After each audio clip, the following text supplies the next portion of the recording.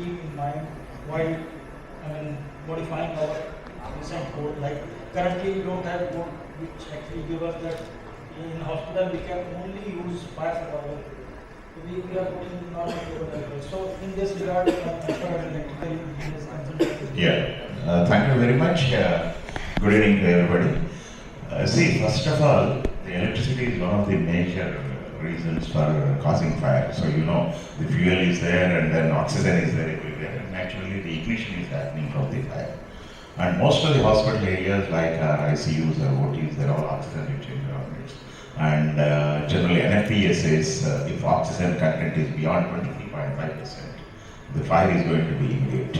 But when we have done some audits, we've seen ICUs and OTs have got more than 23%. May not be 25%, but it's more than 23% in many of the cases.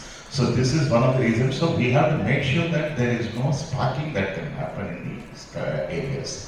If you look at either IS 17512 or National Electrical Code of India, both of them have given two important issues. One is our bedded panels in the ICU. You see, bedded panels will take care of both medical gases as well as power supplies. You are supposed to have 200 mm gap between the medical lines and power lines. But I didn't see many of the cases that is not followed. Because the problem is, I'll show you, I don't have the videos, but I can show you some videos where the fire has been initiated only from the bedded panel. Because there is a possibility of many times nurses plugging on or plugging out equipment and also plugging in another thing, taking out the gases. So this is one of the major reasons. Otherwise, we are supposed to have a vapor tight barrier between them. We have seen most of the cases only one bedded panel which has got both the things running, and that is not even more than 300 mm. So this is one of the reasons. This is there in the codes for a long time. But you see, 152, of course, IS 1752 maybe introduced around 4 or 5 years back. But still it is known, it's not a new thing. But this is not followed, first thing. The second thing is, whenever you see electricity causes a problem, only whenever there is a leakage. Right? You see, it doesn't happen by itself, like a short circuit or a leakage or something. How good you can isolate the power in such a case is the most important thing. So how is our protective circuits, protection devices? If you see the most of the areas, even you take Indian electricity, CESFT guidelines, again come back to electrical code or any IS standard, it says they are supposed to have residual current circuit breakers everywhere, not only in hospitals, in every institution. A residual current circuit breaker will isolate the power if there is a leakage beyond 30 milliamperes of leakage current. It will immediately isolate the power. So there will not be any reason to worry about fire if you have that RCCBs working in your place. First thing. Then second thing is, wherever you need continuity of power, especially like operation theaters, where you can't isolate, suppose somebody in a surgery is going on, you isolate the power, then probably patient may be on a heart lung machine or some other equipment, we can't do that. So there we need to have isolated power supply systems. So that means you monitor the leakage currents from the nurse station, and whenever it goes beyond 5 milliamperes, it is supposed to isolate the power. Not isolate, give a warning, sorry. Isolating the power beyond 30 milliamperes is what is dangerous. Beyond 5 milliamperes, it is supposed to give a warning to the nurse station, so that they are supposed to warn the doctors and take immediate action. That also I find, except for a few major hospitals, today everybody is doing it, both NFPA 99 or NES, National Electrical Code of India, or IS 17512, all these codes preach about this. If you are able to follow these simple steps, and there will not be any requirement of fire survival cables, first of all, because we are talking about a fire survival cable when there is a fire. And first of all, the prevention is the best medicine. And second thing is, fire survival cable not for power supply, because already there is under fire.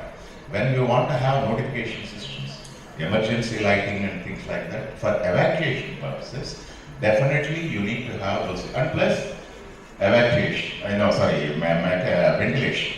Morning, Sarmaji also was talking about, either dedicated or non-dedicated systems. Both the systems are okay for ventilation.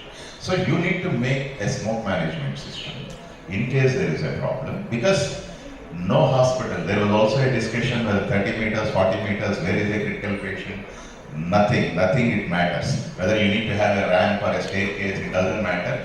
you need to have defend in place policy.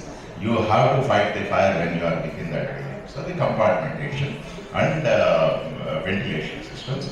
Having the fire prevention, if you look at NFPA Fire Risk Index 914, whatever it is given, it gives majority of the weightage is given to passive systems and evacuation systems rather than sprinkler systems and fire alarm systems. Because we need to go to those things only after, when there is an issue happens. So this is the thing, I think very simple, codes are very clear. Unfortunately, there is a lack of awareness. So if you follow these simple steps, it doesn't cost much. It's nothing when compared to the life of a person. I think these are all nothing. And probably an isolated power supply may cost around 2.5-3 lakhs for each theatre of around 7.5 kV or 10 kV. It is a minimum mandatory requirement. So if we follow these simple steps, I'm sure we can forget about the fires. Agreed, sir, and that is the main difference which I'm actually seeing in working here in India and abroad. Because whatever the workmanship doing in abroad is totally different from here. We have certified contractor, we have certified people over there, and they have all the norms, etc. Even if we talk about in the IC room, there is a fire video. So there is no thinking in MC.